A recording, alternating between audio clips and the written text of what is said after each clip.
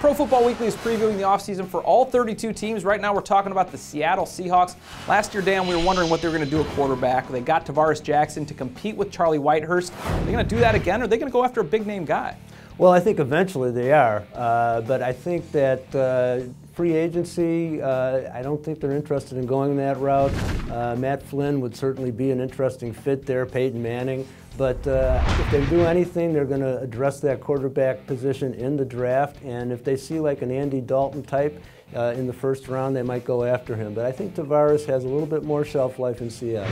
Yeah, I think people were surprised last year that's where they were going to go with, but he performed all right. Not the future there, but at least a stopgap solution. They have a lot of free agents to deal with this year, starting with Marshawn Lynch, who played great for them last year. But you look at defense, guys like Red Bryant and David Hawthorne, also free agents. What's their priority list? Well, Lynch is at the top of the list. They're definitely going to bring him back, even if they have to franchise him. Then you've got Red Bryant.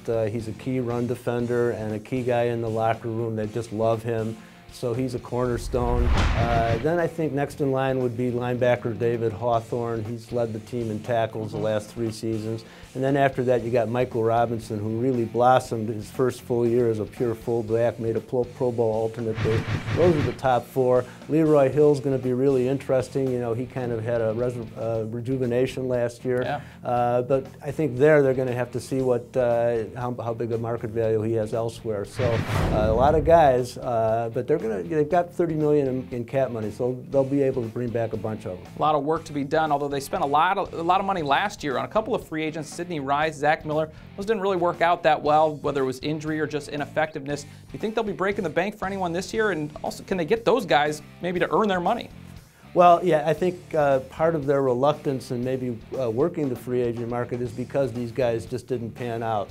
As far as moving forward goes, though, I definitely think Sidney Rice, they're hoping, makes a big comeback. They think that with a full off season, they could make him stronger and healthier, and they've got big plans for him. As far as Zack Miller goes, if the offensive line stays healthy, he's going to be more productive because he was forced to be a blocker so much at him that he didn't get the full maximum usage out of him. Yeah, just somewhat ineffective just because they needed the help in blocking for Tarvaris Jackson and Marshawn Lynch. That's a look at the offseason for the Seattle Seahawks. For the best coverage of the league, check us out at ProFootballWeekly.com.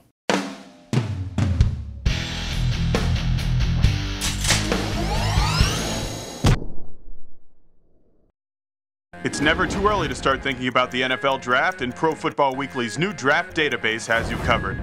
Check out updated player rankings for over 750 prospects and our exclusive PFW Stock Watch.